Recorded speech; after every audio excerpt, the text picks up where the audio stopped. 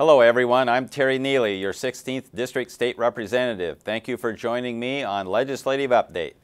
We are in the final days of the 2013 legislative session, and that means much of our focus right now is on crafting an operating budget that will get enough votes to pass in both the House and the Senate. House Democrats have proposed a budget that would result in a $1.3 billion tax increase on businesses and families across the state. And this is at a time when our state is expected to bring in an additional $2 billion without tax increases over the next 2 years. A large portion of their tax increases would be accomplished by what they call closing tax loopholes. I don't really like that term because it implies that there's some kind of oversight in state law that allows some to escape paying taxes. I want to spend a few minutes today to tell you the real definition of what they call tax loopholes. They are officially known as tax preferences. Tax preferences were intentionally enacted by the legislature to provide specific tax relief.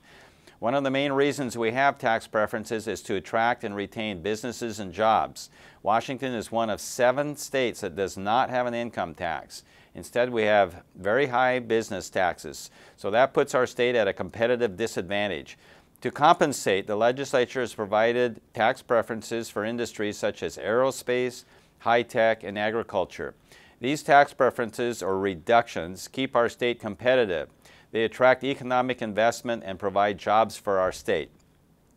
Tax preferences also help Washington families, such as sales tax exemptions on food, prescription drugs, and medical devices. Some say if we eliminated many of the state's 600 tax preferences, think of how much more money the state could have for schools, public safety, and social services. But unfortunately, that could also backfire because eliminating those tax preferences may damage the economy and drive jobs to other states. That's why the legislature created an extensive review process in 2006 to ensure tax preferences are working as intended. That process involves both a Citizens Commission and a Legislative Advisory Committee to make recommendations to the legislature. This year in the House Finance Committee, we have considered a number of expiring tax preferences that have approved bills, extended several, including tax relief for beekeepers, solar energy equipment, and wood chips from sawmills burned to produce electricity. It is good to review and make sure our tax preferences are working, helping people and attracting new industry and jobs. But we shouldn't eliminate tax preferences just so the state can get more revenue. Let's keep in mind that when you eliminate tax preferences, you're actually raising taxes, and tax increases could further hurt our fragile economy and create further job losses. Again, remember that the state is taking in $2 billion more in revenue over the next biennium, and that's by leaving these tax preferences in place. We don't need tax increases to balance the state operating budget. We do need more jobs.